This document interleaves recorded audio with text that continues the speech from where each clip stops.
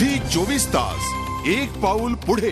प्रथमचा शिक्षणाची परिस्थिती दर्शवणारा अहवाल गांभीर्याने घेण्याची गरज असल्याचं मत ग्रामविकास मंत्री जयंत पाटलांनी व्यक्त केलंय। तसंच विद्यार्थ्यांसह शिक्षकांचं देखील मूल्यांकन होण्याची गरज असल्याचं यावेळी बोलताना ते म्हणाले।